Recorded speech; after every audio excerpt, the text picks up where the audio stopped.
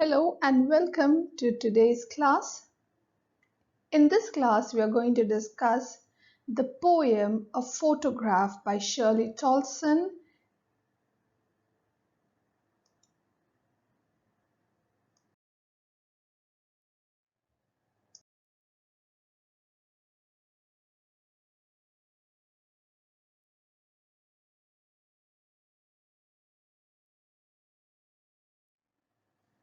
Let's read the poem once. The cardboard shows me how it was when the two girl cousins went paddling, each one holding one of my mother's hand, and she, the big girl, some 12 years or so. All three stood still to smile through the hair at the uncle with the camera, a sweet face, my mother's. That was before I was born. And the sea, which appears to have changed less, washed their terribly transient feet. Some 20, 30 years later, she'd laugh at the snapshot. See Betty and Dolly, she'd say, and look how they dressed us for the beach. The sea holiday was her past, mine is her laughter. Both wry with the labored ease of loss. Now she has been dead nearly as many years as that girl lived.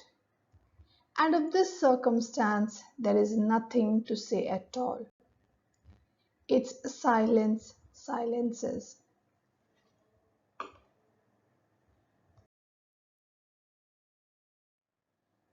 In this poem, the poet remembers her mother who died about 12 years ago.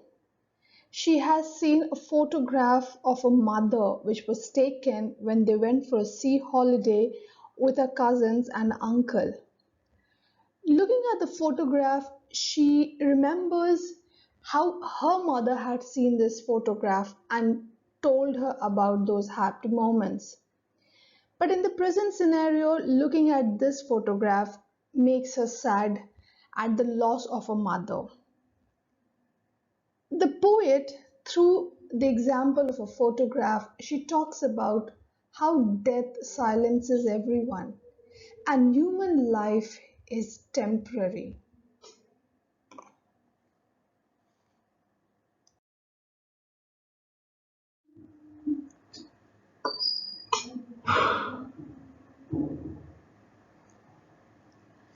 An old photograph of the poet's mother was pasted on a cardboard.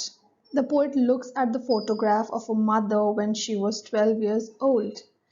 The mother had gone for a sea holiday with her cousins. They were paddling, which means walking barefoot in shallow water. The photograph had captured her mother's happy moments with her cousins. Each of the cousins was holding the hand of the poet's mother, who was the eldest among them.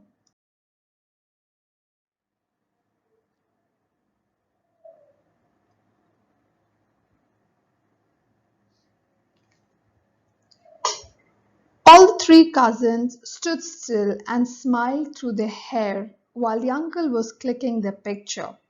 The weather was windy and so the hair was flying over their faces. Her mother had a very sweet face. All these things had happened before the poet was born. Years have fled past since her sea holiday. Everything had changed since that photograph was taken. The only thing that remains unchanged is the sea, which was washing the feet of the three girls. The use of the word transient indicates that human life is short lived, temporary, as compared to nature, which is eternal and forever.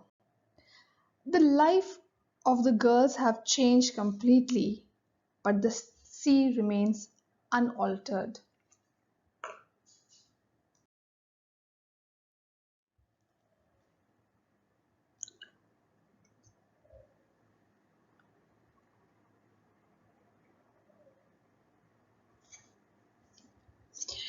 After 20, 30 years, the poet's mother would look at the photograph and laugh nostalgically, remembering the past.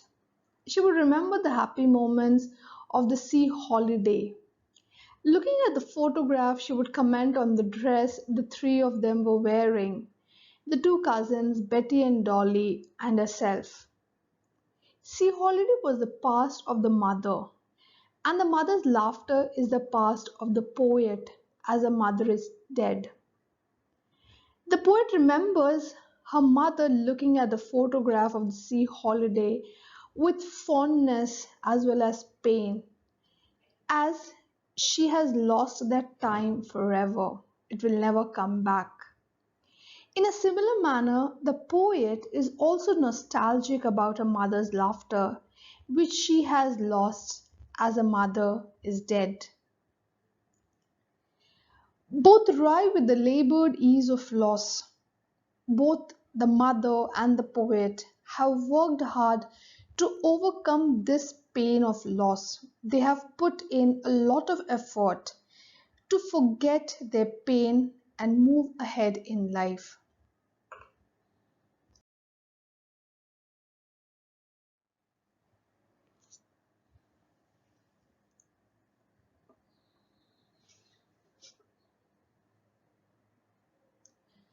The poet has been able to come to terms with her mother's demise. It has been almost 12 years since her mother died. The poet is grieved but has no words to express her loss. The painful silence of this situation leaves the poet speechless. Mother's death has left the poet numb and silent, turned the atmosphere gloomy.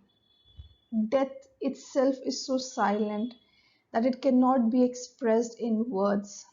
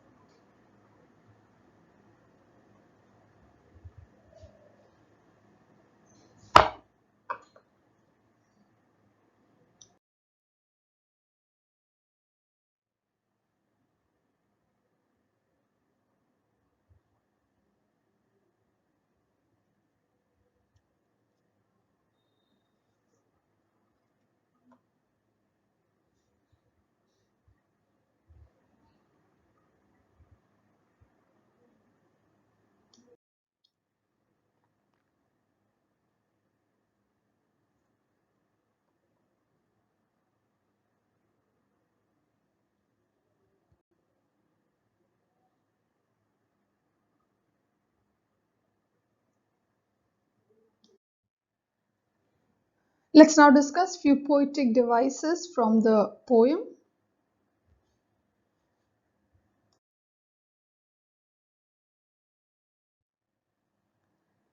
Our first poetic device is alliteration, which is a repetition of similar sounds. Few examples from the poem are stood still, terribly transient, silence, silences, through there, my mothers. Our second poetic device is oxymoron, which is coming together of two opposite ideas. In the poem, the example of oxymoron is labored ease, where both labored and ease are opposite words, but they have been used to describe the loss. Third poetic device is transferred epithet, which is a description which refers to a character or event, but it is used to describe a different situation. The example is terribly transient, terribly transient feat. Here, this transferred epithet has been used not just to show that the feat is terrible, but to show that human life is temporary. Is temporary.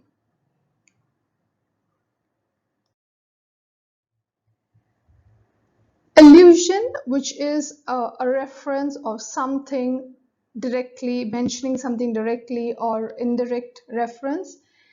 In the poem here, cardboard has been used, but it actually implies a photograph. So this is an example of allusion.